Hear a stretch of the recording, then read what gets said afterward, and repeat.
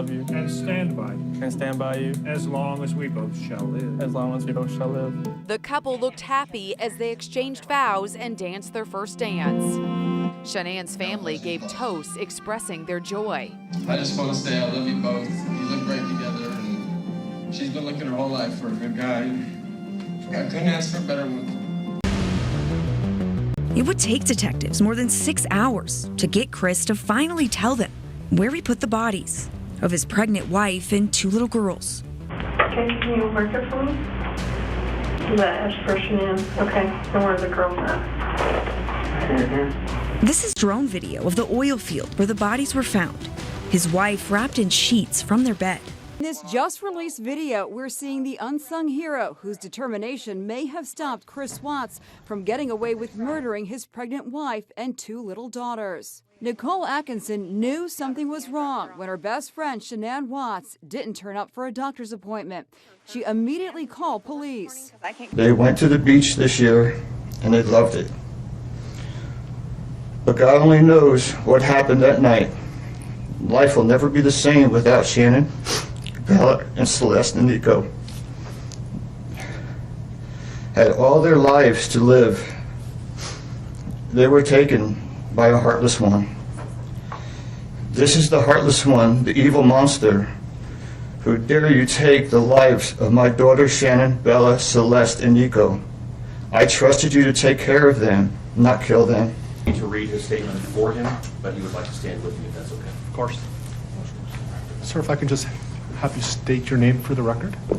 Frankie Lucek, Jr. Thank you for being here. Your Honor, the past 3 months I barely slept because I've been going through a lot of different emotions because I did not see this coming. You went from being my brother, my sister's protector, one of the most loved people in my family, to someone I will spend the rest of my life trying to understand. What gave you the right to put your hands on a woman, let alone my best friend, my beloved sister, your daughters, and your son? Why weren't they enough for you? In the blink of an eye, you took away my whole world, the people that mattered to me the most. Everything in my life I loved, your children. They trusted you. They loved you. They looked up to you because you promised to keep them safe. Instead, you turned on your family. We loved you like a son. We trusted you. Your faithful wife trusted you. Your children adored you, and they also trusted you. Your daughter Bella Marie sang a song proudly. I don't know if you got to see it, but it was "Daddy, You're My Hero."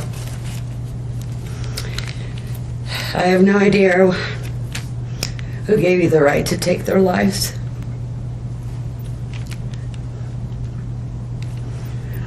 But I know God and his mighty angels were there at that moment to bring them home to paradise.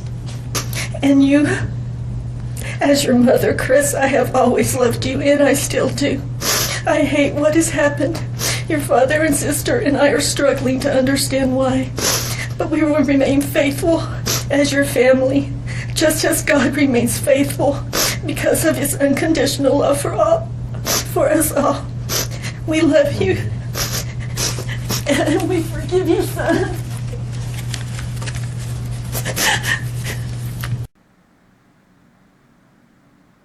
Every time I see the last part of this intro video, my head kind of dies.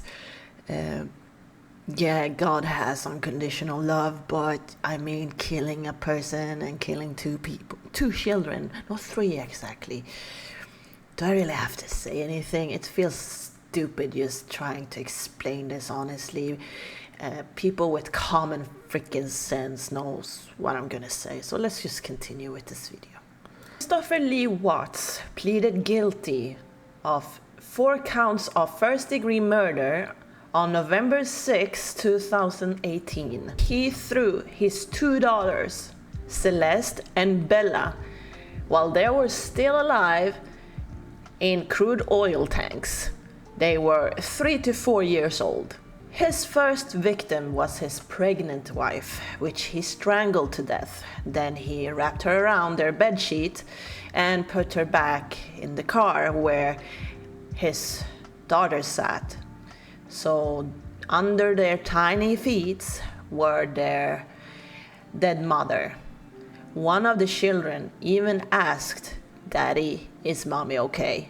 And like I said, when this monster took the $2, the two small children, and dumped them in their oil tanks, they were still alive, meaning one of the children had to witness their sister getting dropped in the oil tank. While he was about to dump one of the children, I think the last one, she said, "Daddy, please don't." He got on with it, and later on, he took his wife and buried her in a shallow grave. All of this happened in the early hours of August 13, 2018. He worked as an oil field operator, so he used his work field as a grave for his family. They seemed like the perfect family that had it all. Happiness, good reputation, friends, beautiful children. So why did this happen? One word, mistress, and her name is Nichol Kessinger. She also worked for the oil company, so they were at the same place. People speculated how much she actually knew about the whole thing, that what Chris did. There is an interview with her that is like 3.5 hours long. I can say this, first time I saw the case, and I saw a small piece of her interview with the cops, the first interview, I felt directly like I don't trust her. It is just something about how she speaks and the way she moves. So for me, something for me with her feels absolutely off. But she's gonna be the last topic in this In this video, we're gonna talk about Chris' family. Before Shanann met Chris, she was battling insecurities and health issues. Chris tried to reach her by Facebook by sending messages or a friend request, but she deleted it. And 2 months after that, she got diagnosed with lupus. Lupus is a disease that occurs when your own body is attacking your own organs and tissues. It can affect many different parts of your body, like organ, brain, heart, and blood cells. And this made her quit her job she had for 9 years, and she lost a lot of friends because she felt that they really didn't understand her. She was also married and got into a divorce that took a lot from her. But one day she decided to rise up and fight, so she set new goals. Her goal was to build a home, and so she worked hard. And at the age of 25, she has built her first home.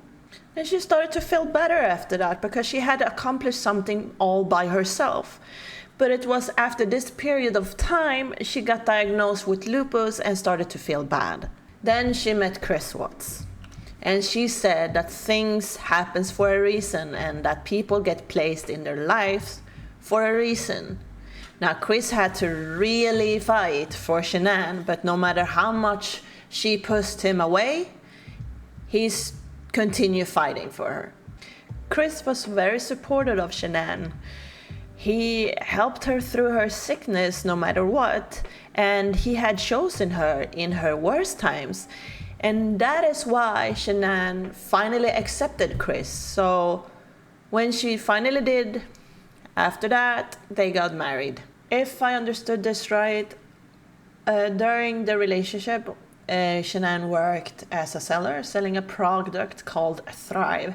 What it does, it supports muscle and joints functions and improves digestion and overall performance. She also invited people to see her vlog, her life, through her Facebook vlogs.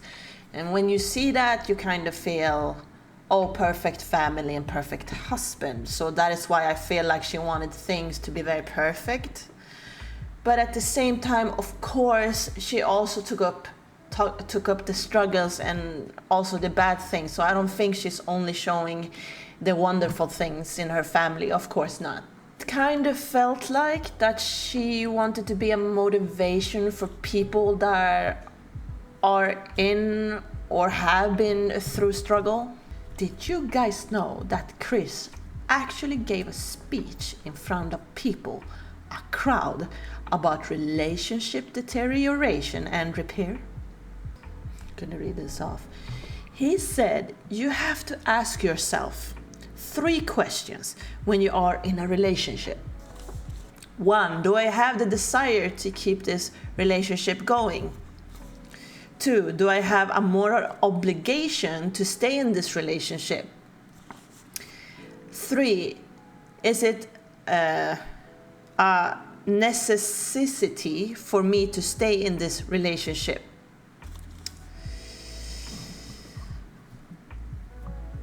I guess you have answers all of these questions through your acts, Chris. It is absolutely worth mentioning, I think, that Chris was a bit chunky before and a bit during this relationship, and I personally believe that he also had problems with insecurities and confidence. This is just a speculation. This is what I personally speculate. I speculate that the first time he saw Shanann, he fell for her beautiful, cute appearance. And I do believe he also found out that she was in a bad place. So he thought probably to himself that she needed probably someone to lean on, and he wanted to make sure it was him. So I don't not believe that the first time he saw her that he wanted to contact her for ill intent. That is not what I'm saying. This man had a good family and good reputation and a job. What happened? Before the murder, Shanann was visiting her family and his with the kids. The point was that he was supposed to come after. So when they were apart, they had contact via telephone, and she started to notice that Chris was a bit absent. His behavior kind of changed, that he was a bit off. Something wasn't really right. He wasn't looking at her the same way anymore, and in just the magic, it felt like it was gone. Women know when there is something wrong, and women know when there's another female involved, and her gut feeling was right. Like I said, the mistress's name is Nichol Kessinger, and she works where he does. He was honest about his 2 children, and he said that he was in a process of divorcing his wife. After that, their relationship developed beyond friendship. So she knew that he was married. She knew who Shanann was because she said that she had looked up Shanann, and that is how she found out that Shanann was pregnant. And I truly believe that she continued to snoop around the Shanann vlogs and that she knows more than she says. Like I said, people were speculating back then and a bit now about how much she knows. So there is an interview that is 3.5 hours long. I think this interview is like a year old or more. But I'm gonna talk about that interview in another video instead. Looking at Nichol Kessinger's picture, I see someone that is wild and adventurous.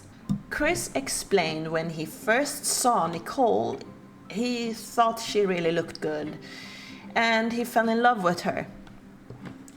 I feel like Nichol was someone exciting for him, and that she probably made him feel young again. She, in a way, opened up a new world for Chris. And like I said, the first time I saw her talk to the cops, I just felt like the way she speaks, the way she moves, it just feels off. I do not trust her. Shanann came home from a business trip, got a ride from her friend, and came home in about 1:58 a.m. on a Monday. Later that day, Shanann and her kids was reported missing, and it was her friend that reported her missing. Her wonderful friend noticed that Shanann didn't send back any texts or went to any of her appointments that day. And that is why she got really suspicious and very worried, of course. Before Shanann left for this trip, she left a letter of concern to Chris, telling her that she misses everything about him, that she loves him, that she doesn't want to lose him, that she will fight for this marriage and she will do anything.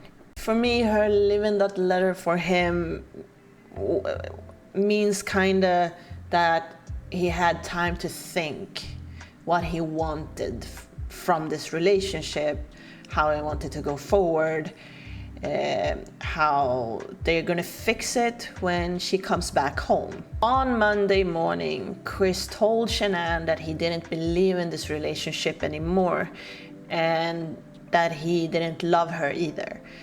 From that point, things got bad and he ended up strangling her to death. People even started to pick sides who was the bad one here actually. I mean, they said that Shanann was a bitch that probably drove him to it. For me, that is insane. Also, it got so bad that people started to harass her parents. What I have seen of Shanann through documentary or just reading, I can only speculate from what I've seen. I do not, of course, know her, but for me, she is strong-willed, strong-headed.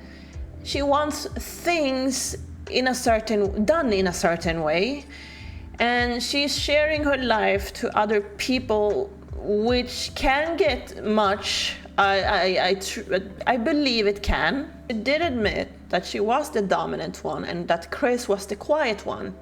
Of course, things like this can become much, but it doesn't take away the fact, this doesn't take away from the fact that she loved her family more than anything. This is why I truly believe. Because if she was a bad person, which I do not believe, you can see that through the kids. Kids can say other things and other than what they mean, but if they're in a bad household, you will be able to see that through body language. Kids can't hide what they feel. And I truly believe that she was really, really in love with Chris. I mean, just seeing her concerns with Chris and her worried just says it all, really. For me, she's a typical wife. What do you mean she drove him to it? She was a typical wife. Can you honestly come here and tell me that there aren't pushy wives? Really? All I'm saying is there is nothing she did that made her deserve this outcome. Not even the children. What did the children do wrong? Were they too annoying? Were they too naggy? They were probably normal children. So nothing she did drove him to killing her. I do not believe that. He, on the other hand, is a real douchebag. A real douchebag. He blamed this murder on his wife. He is nowhere close to a man. He said that he killed her because she killed her own children. And he kept lying. And he kept lying. Pathetic being. I remember getting so annoyed with him. The first time I saw this case, I remember getting so annoyed. Definitely at this part where he was trying to make it seem like she left him. Cops were looking through his home. So he went into one of the rooms, I don't know which one, and he took her ring, came out with it like she left. I'm like, are you serious? He started to train, he lost weight, got fit, got attention elsewhere, and wanted something else than family life, and he decided to kill his family. That is what happened. I could continue talking so much smack about this dude, but I'm good. He is definitely one of the people that I really got annoyed with. There is one more, but you will see in another video. So I know this case via Netflix, of course. There is a documentary about this family there. I have also seen people covering it on YouTube. And there are things that Netflix decided to leave out. And one of the things was this right here. He sent that to his wife, and his wife kind of just laughed that away. For me, that is a big red flag. And I wouldn't have known about this if it wasn't for a video or person that covered this. It's a very, very, very good video. I'm gonna leave the description down below. Leave it in the description down below, the link, so you guys can go and see it. It has over 1 million views. It is so worth it if you're into this case. The reason why I remember this case so well is because I was waiting for a new season of American Horror Story. The season was called Apocalypse, and it was broadcasted between September 12 and November 14, 2018. When the cops were searching through Chris's house, they also looked through the surveillance camera through TV. So the trailer for this series came up. So it started with a fetus. And when Chris saw this fetus, he told the cops, oh, by the way, my wife is pregnant. And you can also see a skull appear above from oil, coming underneath from oil. Just to have a look. Diesel.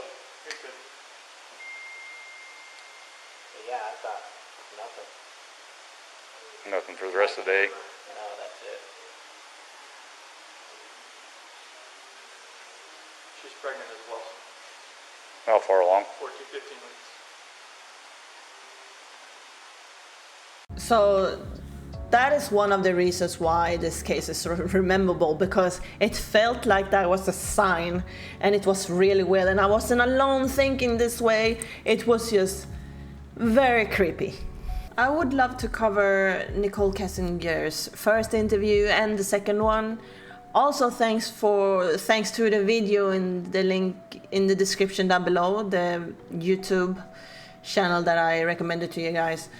I also want to cover Chris's mom's interview, because what can I compare it to? What can I compare her to? Have you ever heard about the Gabby Petito case? Brian Laundrie's mom. Yeah, that is the feeling I get when. That is the feeling I got when I saw the bits of her interview. It is heartbreaking. So yeah, guys, if you did enjoy this video, please leave a like and subscribe today for more. Take care, have a good one, bye bye.